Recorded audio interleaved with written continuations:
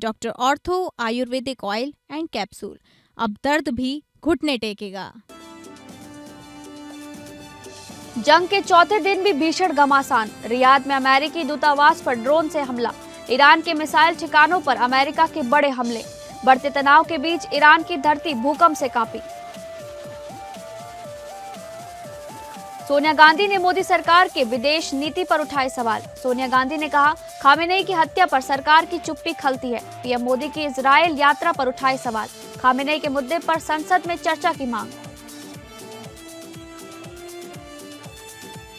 BJP ने जारी की राज्यसभा के 9 उम्मीदवारों की लिस्ट। नितिन नबीन बिहार से बने राज्यसभा उम्मीदवार। देश के 10 राज्यों की 37 राज्यसभा सीटों के लिए 16 मार्च को मतदान। झारखंड में निवेश बढ़ाने की तैयारी में टाटा समूह। सीएम हेमंत सोरेन की पहल पर टाटा समूह के साथ हुई अहम बैठक।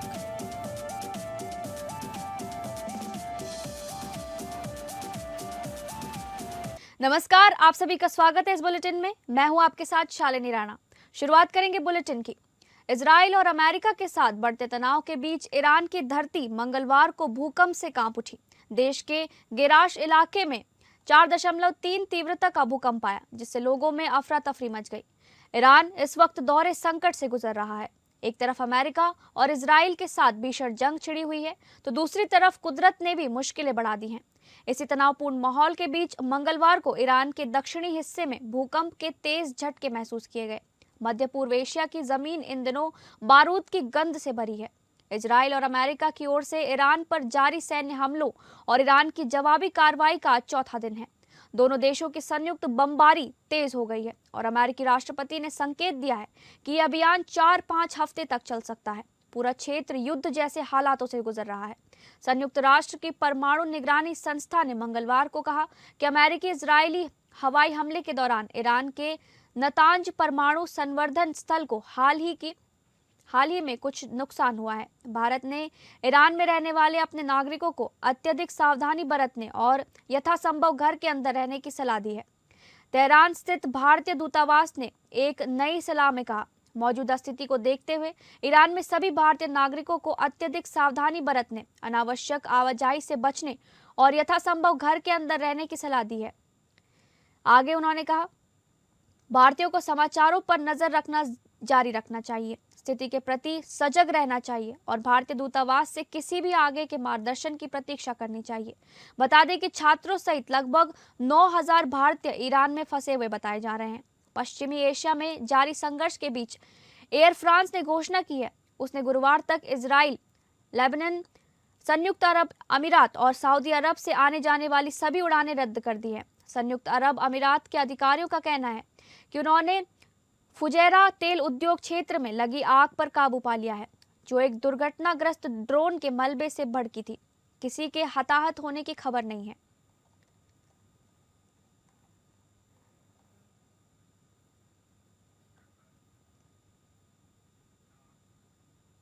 इजराइल और अमेरिका की ओर से ईरान पर जारी सैन्य हमलों और ईरान की जवाबी कार्रवाई का चौथा दिन है।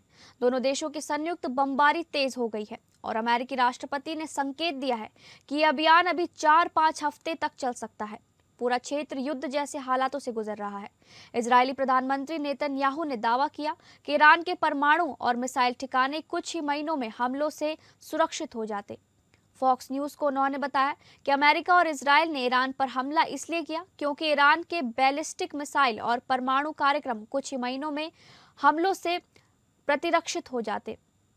अमेरिका राष्ट्रपति डोनाल्ड ट्रंप ने रियाद में अमेरिकी दूतावास पर हमले पर प्रतिक्रिया दी है।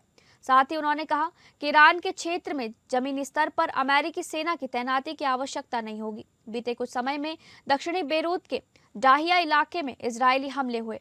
इन हमलों में हिजबुल्लाह से जुड़ी स्थानीय टीवी चैनल अलमनार के भवन को निशाना बनाया गया।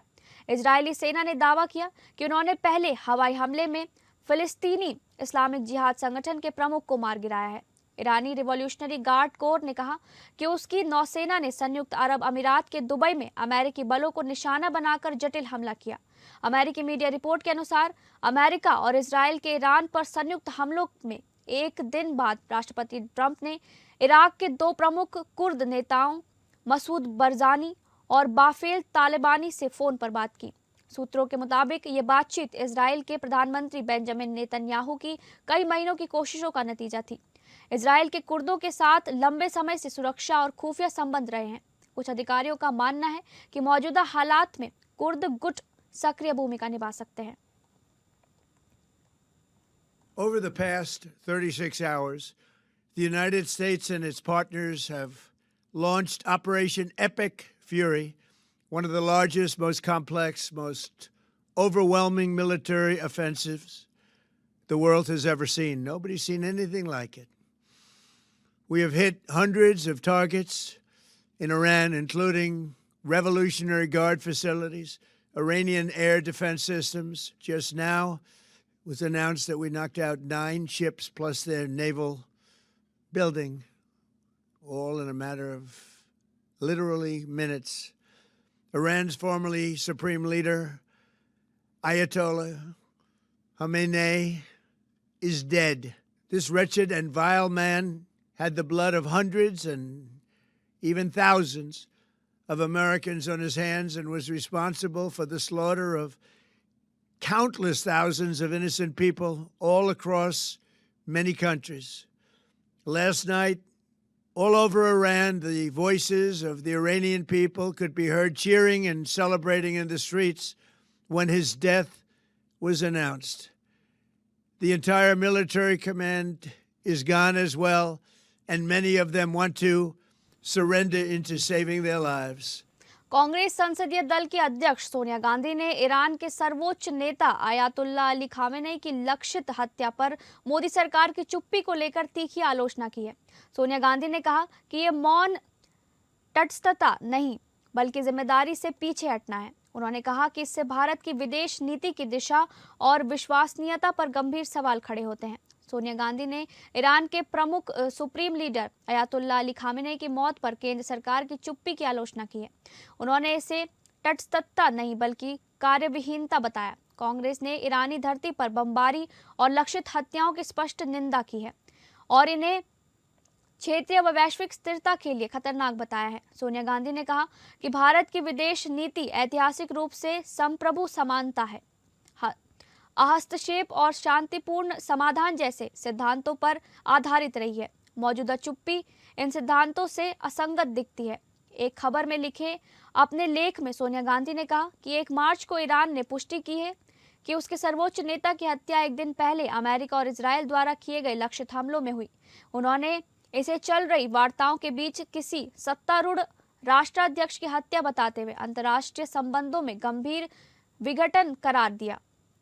उन्होंने इस मुद्दे पर संसद में चर्चा की मांग भी की। सोनिया गांधी ने कहा कि भारत सरकार ने न तो इस हत्या की निंदा की और न ही ईरान की संप्रभुता के उल्लंघन पर कोई स्पष्ट प्रतिक्रिया दी। उन्होंने आरोप लगाया कि प्रधानमंत्री नरेंद्र मोदी ने शुरुआत में अमेरिका इजराइल के हमलों का जिक्र किए बिना केवल ईरान की यूएई पर जवाबी कार्रवाई की आलोचना की। बीजेपी सांसद निशिकांत दुबे ने सोनिया गांधी के लेख पर जवाब देते हुए खामेनेई की एक पुरानी पोस्ट शेयर की है और कहा कि लिखना तो बनता है। खामेनेई की इस पोस्ट में उन्होंने लिखा कि नेहरू की ओर लिखी गई ग्लिम्स ऑफ वर्ल्ड हिस्ट्री का अध्ययन करने से पहले मुझे ये नहीं पता था कि उपनिवेशीकरण से पहले भारत ने इतनी महत्वपूर्ण प्रगति की थी। खामेनेई ने यह पोस्ट 6 अगस्त 2023 में किया था। इसी पोस्ट का स्क्रीनशॉट शेयर करते हुए निशिकांत दुबे ने बस इतना ही कहा कि लिखना तो बनता है। भाजपा ने आगामी राज्यसभा चुनावों के लिए अपने उम्मीदवारों की घोषणा कर दी है। बिहार से नितिन नबीन और शिवेश कुमार को राज्यसभा चुनाव के लिए नामित किया है। भाजपा ने राज्यसभा चुनाव के लिए अपने 9 उम्मीदवारों की सूची जारी कर दी है। बिहार से भाजपा राष्ट्रीय अध्यक्ष नितिन नबीन राज्यसभा के लिए प्रत्याशी घोषित हुए हैं। इसी के साथ अन्य 8 उम्मीदवारों के नाम का भी ऐलान किया गया है। राज्यसभा के लिए बीजेपी ने 9 उम्मीदवारों की पहली सूची जारी कर दी है। बिहार से पार्टी ने 2 उम्मीदवारों के नाम तय किए हैं। इनमें नितिन नबीन और शिवेश कुमार शामिल हैं। असम तेराश गौवाला और जोगेन मोहन को उम्मीदवार बनाया गया है। छत्तीसगढ़ से भाजपा ने लक्ष्मी वर्मा को राज्यसभा उम्मीदवार घोषित किया है। हरियाणा से संजय भाटिया को राज्यसभा चुनाव के लिए पार्टी का उम्मीदवार बनाया गया है। ओडिशा से भाजपा ने 2 नामों की घोषणा की है। इनमें प्रदेश अध्यक्ष मनमोहन सामल और सुजीत कुमार शामिल हैं। पश्चिम बंगाल से भाजपा ने राहुल सिन्हा को अपना उम्मीदवार घोषित किया है।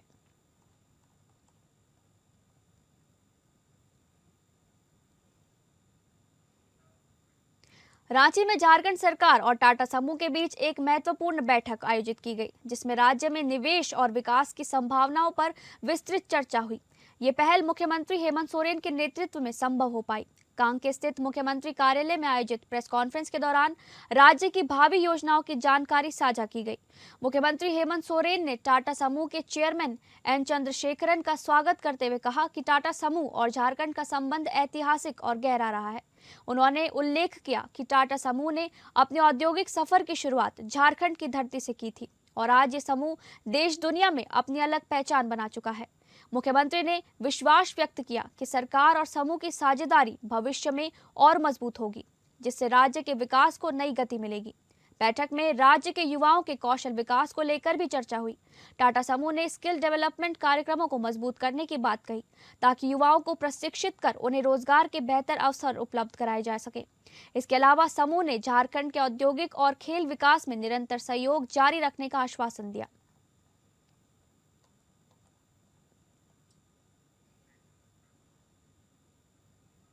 होली से पहले मुख्यमंत्री पुष्कर सिंह धामी ने 9.57 लाख से अधिक लाभार्थियों को 141 करोड़ 91 लाख 61 हजार की धनराशि वितरित की, जिसमें मासिक पेंशन के साथ साथ एरियर भुगतान भी शामिल किया गया। सीएम धामी ने वन क्लिक से फरवरी 2026 की पेंशन किस्त जारी की। सीएम ने अधिकारियों को पेंशन प्रकरणों के त्वरित निस्तारण के सख्त निर्देश दिए।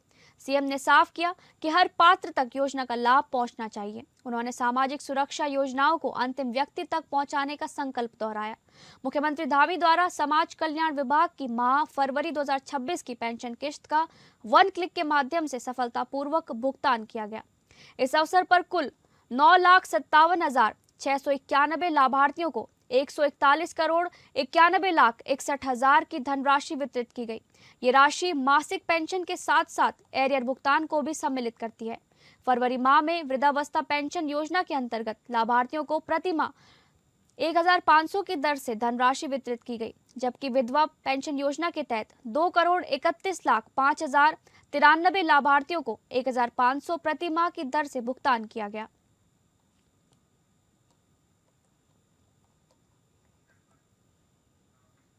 मुख्यमंत्री विष्णुदेव साय रायपुर प्रेस क्लब द्वारा आयोजित होली मिलन समारोह रंगोत्सव एवं मूर्ख महामूर्ख सम्मेलन 2026 में शामिल हुए। इस अवसर पर मुख्यमंत्री ने प्रदेशवासियों को होली की शुभकामनाएं देते हुए कहा कि होली केवल रंगों का त्योहार नहीं है, बल्कि ये आपसी प्रेम, सद्भाव और भाईचारे को सुदृढ़ करने का पावन अवसर भी है। ये पर्व हमें छोटी छोटी अनबन और गिले शिकवे भुलाकर नए सिरे से संबंधों को मजबूत करने की प्रेरणा देता है। मुख्यमंत्री साय ने कहा कि रायपुर प्रेस क्लब में पर्वों को मिला जुलाकर मनाने की एक गौरवशाली परंपरा रही है। रायपुर प्रेस क्लब वर्षों से होली मिलन और सांस्कृतिक आयोजनों के माध्यम से सामाजिक सद्भाव को मजबूत करने का कार्य कर रहा है। ये परंपरा आगे भी निरंतर जारी रहनी चाहिए। उन्होंने प्रेस क्लब परिवार के प्रति आभार व्यक्त करते हुए कामना की कि ये उल्लासपूर्व पर्व सभी के जीवन में नई ऊर्जा, उत्साह और सकारात्मकता लेकर आए। इस दौरान रायपुर प्रेस क्लब के सदस्यों ने मुख्यमंत्री साय का अनूठे अंदाज में मिर्ची की माला पहनाकर और त्रिशूल नुमा पिचकारी भेंटकर आत्मीय स्वागत किया। मुख्यमंत्री ने प्रेस क्लब के होली विशेषांक नॉनसेंस टाइम्स का भी विमोचन किया। होली मिलन समारोह में उमंग का तब अनोखा वातावरण देखने को मिला जब मुख्यमंत्री विष्णुदेव साय ने स्वयं नगाड़ा बजाकर उत्सव का जोश दोगुना कर दिया। मुख्यमंत्री के नगाड़ा बजाते ही समारोह में उपस्थित पत्रकारों और अतिथियों ने तालियों के से उत्साह व्यक्त किया और पूरे परिसर में आनंद की लहर दौड़ गई। पारंपरिक ढोल नगाड़ों की धुन पर मुख्यमंत्री भी पत्रकार साथियों के साथ फाग गीतों और होली के उल्लास में सहभागी बने। कार्यक्रम में संगीत, संस्कृति और आपसी भाईचारे का सुंदर संगम देखने को मिला।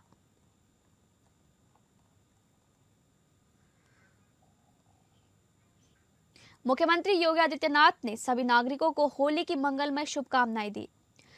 शुभकामनाएं देते हुए उन्होंने कहा कि उत्तर प्रदेश में आज कोई तनाव नहीं है, कोई भय नहीं है, कोई अराजकता नहीं है, ना ही कोई गुंडागर्दी है। सबको सुरक्षा का एहसास है और सबको विश्वास है। सबके मन में एक दूसरे के प्रति सम्मान का भाव है। यही एहसास और विश्वास राम राज्य की अवधारणा है। प्रधानमंत्री नरेंद्र मोदी भी यही कहते हैं कि जब ऐसी स्थिति रहेगी तो भारत को विकसित बनने से कोई नहीं रोक सकता। सीएम योगी सोमवार शाम पांडे हाता में होलिका दहन उत्सव समिति की ओर से आयोजित भक्त प्रहलाद शोभा यात्रा के अवसर पर उपस्थित लोगों को संबोधित कर रहे थे। होलिका दहन के दिन शोभा यात्रा का शुभारंभ करने से पहले मुख्यमंत्री योगी आदित्यनाथ ने कहा कि आज पूरी दुनिया में उपद्रव, अराजकता और अव्यवस्था है, पर हम भारतवासी गर्व कर सकते हैं कि पीएम मोदी के नेतृत्व में देश को नई बुलंदी देते हुए नए भारत का दर्शन करा रहे हैं। नया भारत हर व्यक्ति, हर तबके को अवसर देकर उत्सव का वातावरण देता है, लेकिन वर्ष 2014 के पहले लोग बेहतर तरीके से उत्सव नहीं मना पाते थे। यूपी में तो पर्व त्योहार के पहले कर्फ्यू लग जाता था, समाज में भय और तनाव रहता था। तब की सरकारें समाज को बांटती थी और इसका परिणाम व्यापारी और नागरिक चुकाते थे। तब गुंडागर्दी, अराजकता चरम पर थी, न बेटी सुरक्षित थी और न ही व्यापारी। मुख्यमंत्री ने कहा कि आज का उत्तर प्रदेश सुरक्षा और सुविधा देकर उत्सव प्रदेश बन चुका है। अब यूपी में न कर्फ्यू है और न दंगा है। यूपी में अब सब चंगा है। सीएम योगी ने कहा कि गोरखपुर का विरासत गलियारा प्रदेश का सबसे खूबसूरत गलियारा होगा। गलियारा बनने से प्रभावित व्यापारियों को घंटाघर के बंधु सिंह पार्क में कुछ दुकानें दी जा रही हैं। इसके बाद अन्य जो दुकानदार शेष रह जाएंगे उनके लिए डाइट के पास कॉम्प्लेक्स बनाया जाएगा।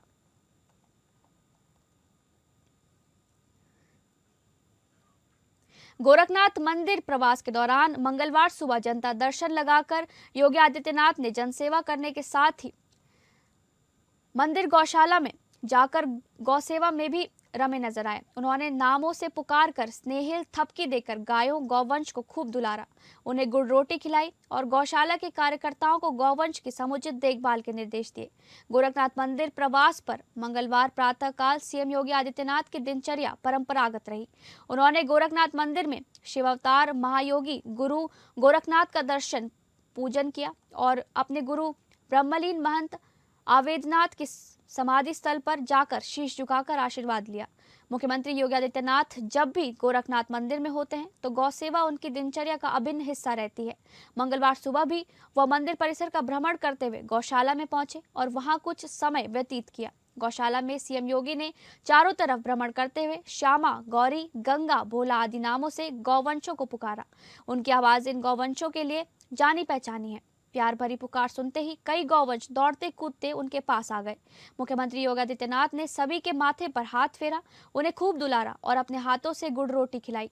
इसी क्रम में उन्होंने भोले नामक एक विशाल नंदी को स्नेह की थपकी देते हुए गुड़ रोटी खिलाई। उसके शरीर पर लगी धूल मिट्टी को पहले अपने हाथों से साफ किया और फिर गौशाला कार्यकर्ता को निर्देशित किया कि भोले के शरीर को सूखे कपड़े से साफ कर दिया जाए। मंदिर की गौशाला में सीएम योगी ने मोर पर भी स्नेह बरसाया और अपने हाथों से उसे रोटी खिलाई।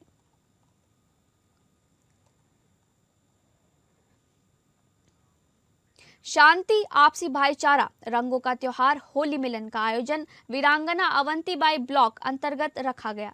इस आयोजन पर रायपुर उत्तर के पूर्व विधायक कुलदीप जुनेजा रंग में दिखे। मंच पर नगाड़े की थाप पर उन्होंने फाग गीत गाया। इस दरमियान कार्यकर्ताओं ने खुशी से झूम उठे। ज्ञात हो, प्रतिवर्ष ब्लॉक द्वारा आयोजित होली मिलन का आयोजन किया जाता है। देवेंद्र नगर के गुरु घासीदास गार्डन पर कार्यक्रम रखा गया था। इस कार्यक्रम में कांग्रेस के नेता विकास उपाध्याय, संजय पाठक, गिरीश दुबे सहित ब्लॉक के अन्य कांग्रेस नेता मौजूद रहे, जहां कार्यकर्ताओं नेताओं के साथ रंग गुलाल खेल होली की बधाई देते हुए वो झूमे।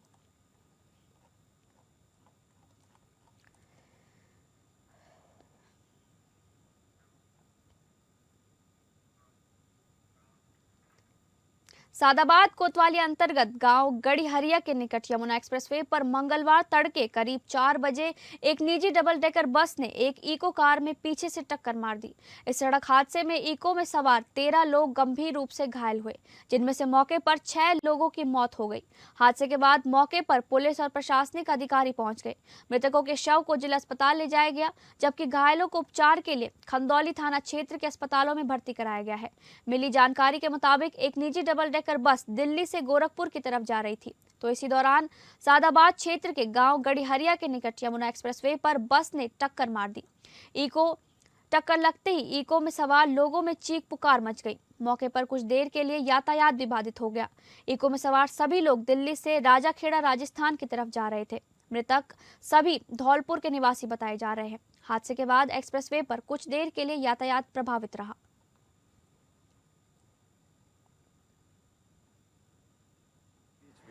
एक सूचना मिली कि यमुना एक्सप्रेसवे पर 141 माइलस्टोन के पास एक्सीडेंट की सूचना मिलती है। इस सूचना पर शाहनवाज पुलिस, हाथरस पुलिस और हाईवे की मदद से एम्बुलेंस बुला करके यहाँ मौके पर आया गया तो पता चला कि ये इको वैन जो दिल्ली से धौलपुर राजस्थान जा रही थी और पीछे से एक डबल डेकर बस जो नोएडा से गोरखपुर जा रहा था उसने पीछे से टक्कर मार दिया। इको वैन पर कुल 13 लोग सवार थे। उनको एम्बुलेंस बुला करके रेस्क्यू करके CSC खंडौली पर वहाँ एडमिट कराया गया, जहाँ इलाज के दौरान 6 लोगों की मृत्यु घोषित कर दिया और 6 इंजर्ड जो 3 सीरियस हैं उनको आगरा रेफर किया गया है और 3 की CSC खंडौली पर ही इलाज चल रही है। इको का ड्राइवर सुरक्षित है। उसे पूछताछ में पता चला है कि ये दिल्ली से धौलपुर राजस्थान जा रहा था। पीछे से एक डबल डेकर बस ने उसको टक्कर मारा, जिसमें बाकी सभी लोग घायल हो गए। मौके पर हाथरस पुलिस और हाईवे की टीम है जो रेस्क्यू करा करके। फिलहाल इस बुलेटिन में बस इतना ही। नमस्कार।